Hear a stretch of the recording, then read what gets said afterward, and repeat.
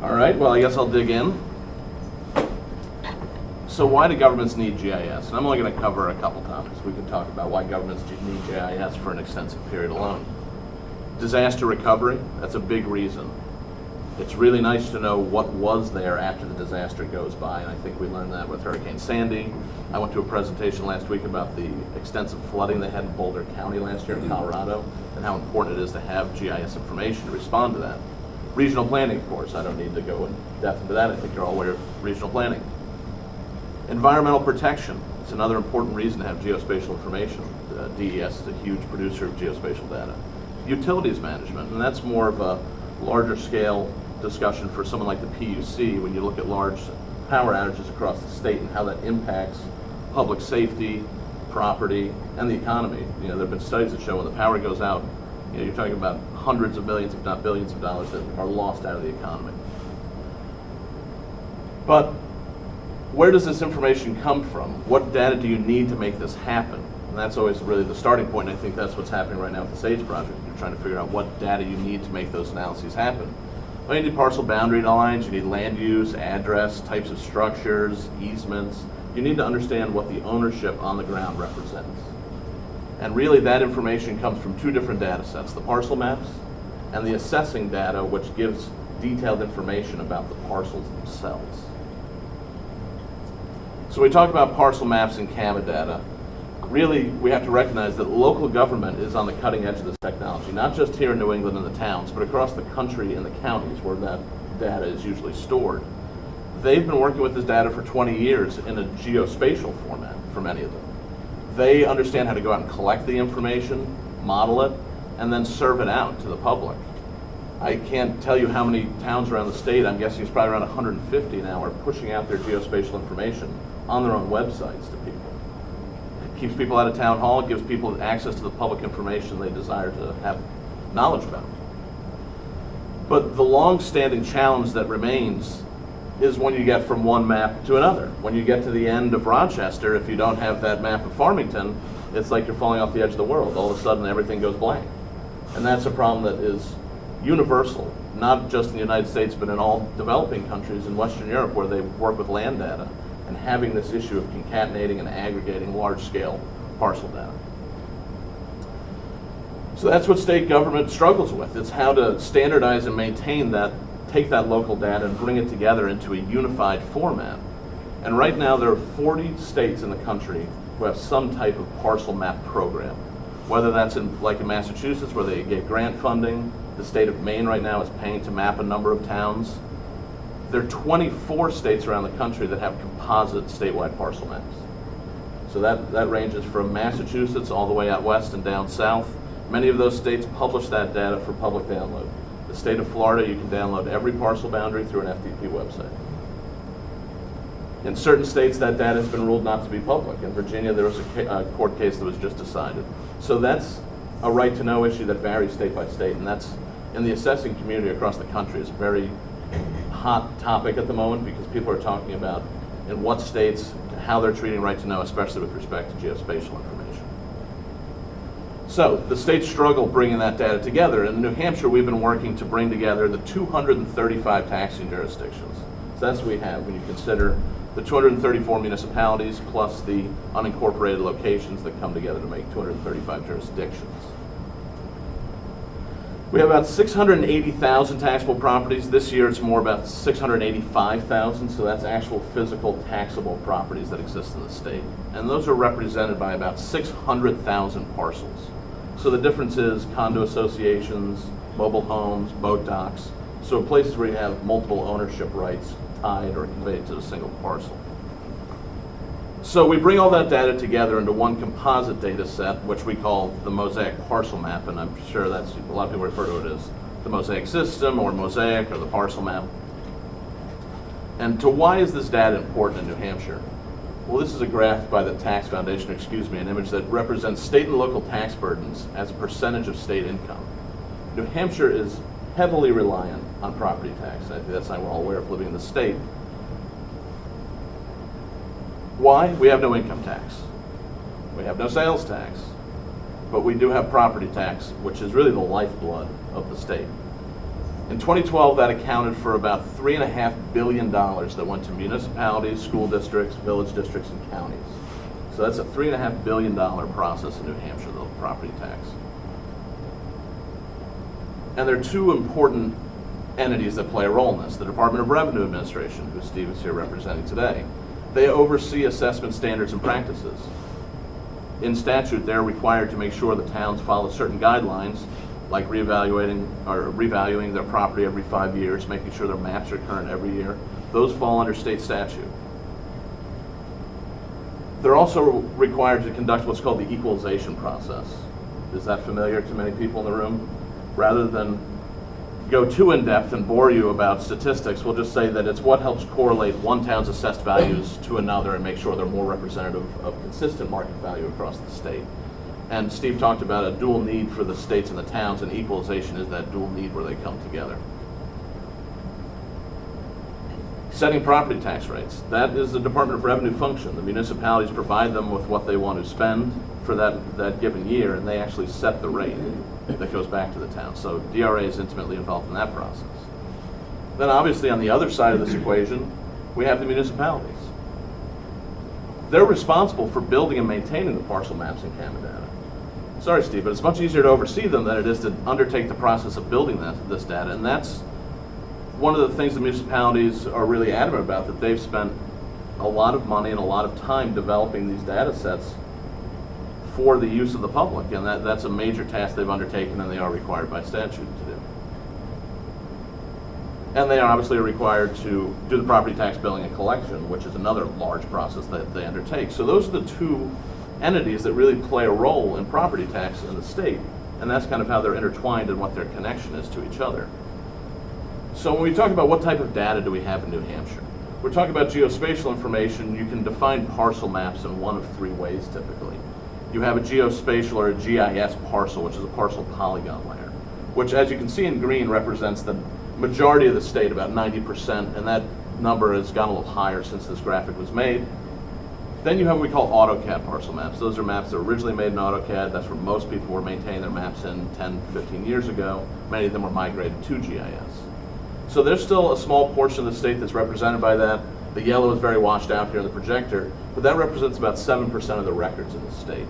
And then of course we have people who have paper parcel maps. There's still many communities that use those, although that number is dwindling.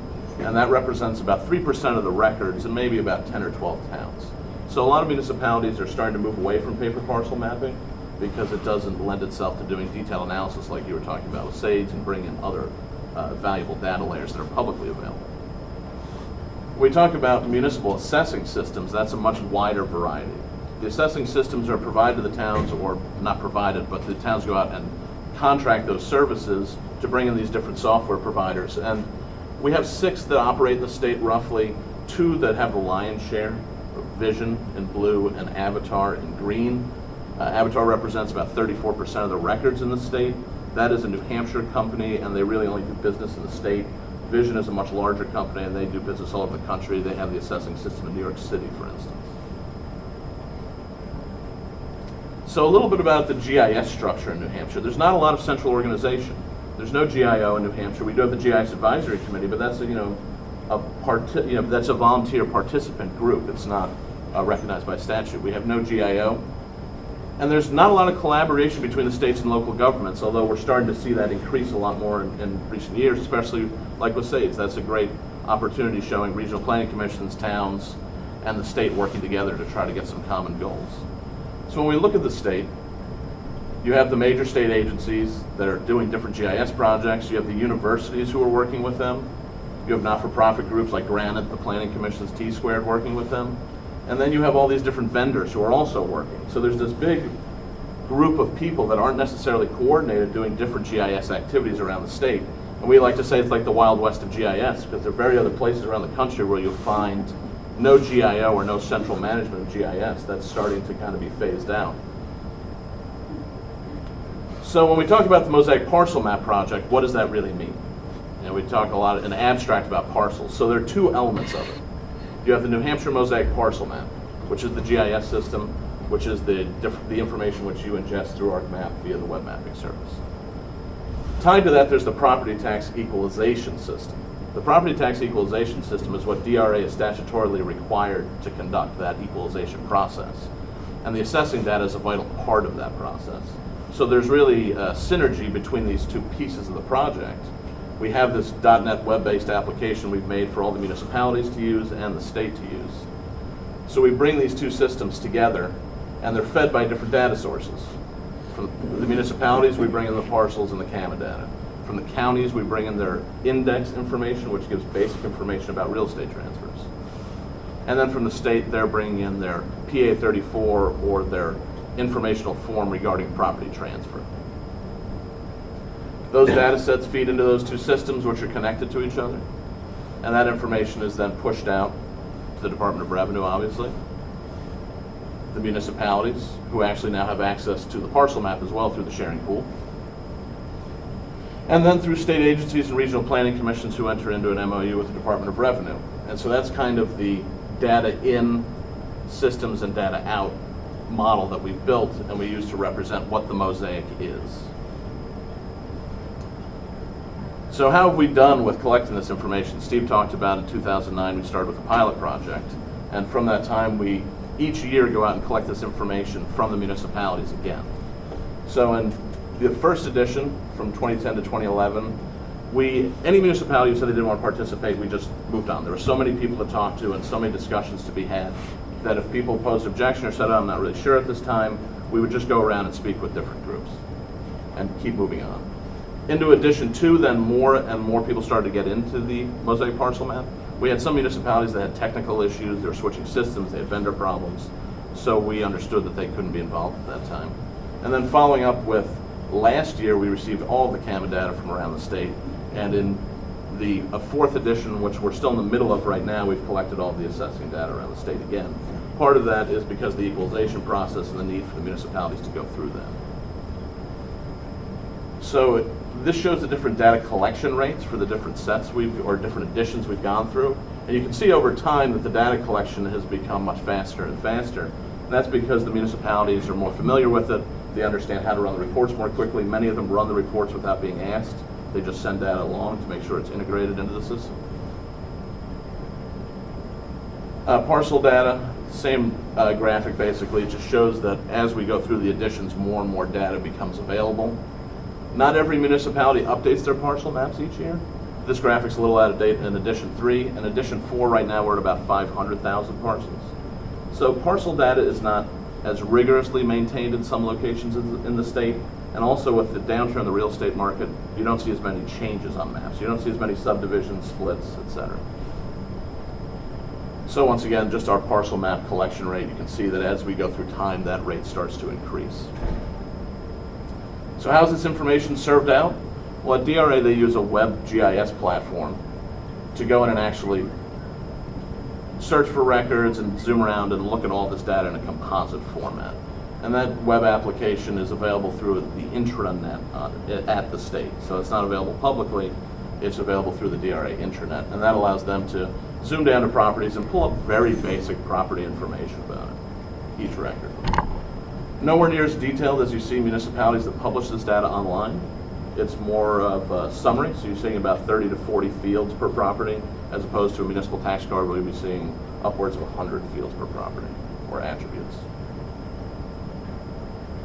I'll jump ahead to the web mapping service. This is just an example that DRA uses to illustrate the system's ability to help them respond to a disaster, and that was one of the impetuses for this to begin, was the tornado of 2008, I believe, in Deerfield. And the inability for the department to quickly figure out what properties were in the disaster path and what their assessed value was. So at that point, they couldn't even give a worst case scenario saying, all right, in that disaster path, there are 300 properties. This is the total value that could be damaged as far as property goes. That doesn't include personal property, just real property or real estate. So this example shows selecting a polygon across many towns. After a natural disaster, the National Guard will actually go up and fly the area. So it is possible to understand exactly the bounds of the disaster, and allows them to then go out in the field and abstract this information. And this is a very critical need. And I was at a conference last week that pertains just to this type of data, and this was discussed universally as one of the biggest needs for this information is disaster recovery, response and preparedness.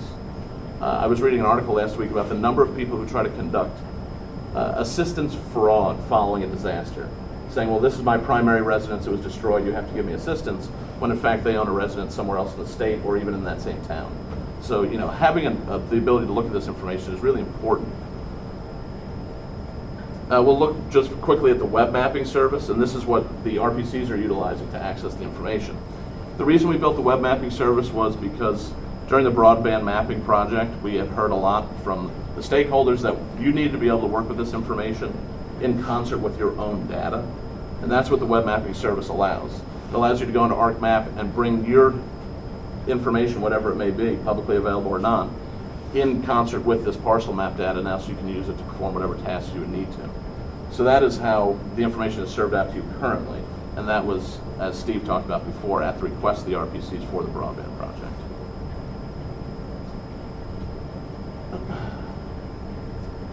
I won't get into equalization too much. That's what it used to look like, the program that everyone used around the state. This is what it looks like now, so life has become much easier for the municipalities as far as going through that process. It can be a very cumbersome process, and it's a very short window in which they do it. But rather than bore you, I will just wrap up there and take any questions about the parcel map. I noticed on some of your